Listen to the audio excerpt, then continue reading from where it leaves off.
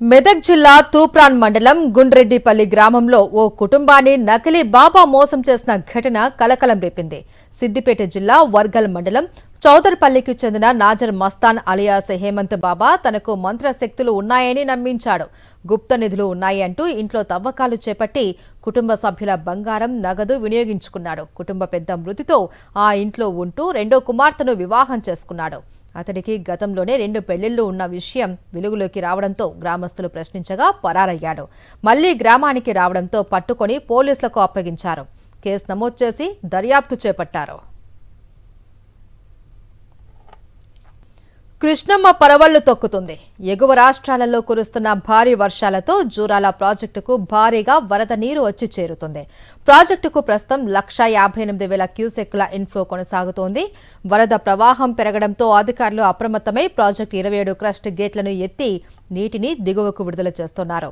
జూరాల నుంచి శ్రీశైలం ప్రాజెక్టుకు 1,57,572 క్యూసెక్కుల నీటిని విడుదల చేస్తున్నారు.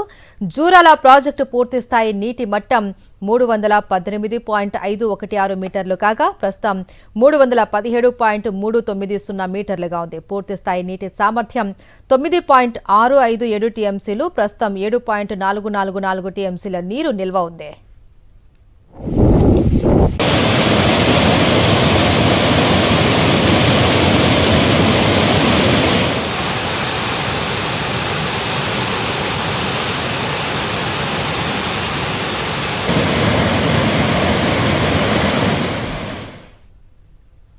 శ్రీశైలం జలాశయానికి వరద ప్రవాహం కొనసాగుతోంది.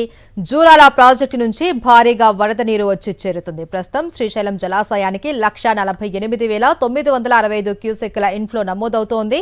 జలాశయం పూర్తిస్థాయి నీటి మట్టం 885 అడుగులు కాగా ప్రస్తుతం నీటి మట్టం 852.60 అడుగులకు చేరుకుంది. పూర్తిస్థాయి నీటి నిల్వ సామర్థ్యం 215.8070 టీఎంసీలు కాగా ప్రస్తుతం 85.9318 టీఎంసీల నీరు నిల్వ ఉంది.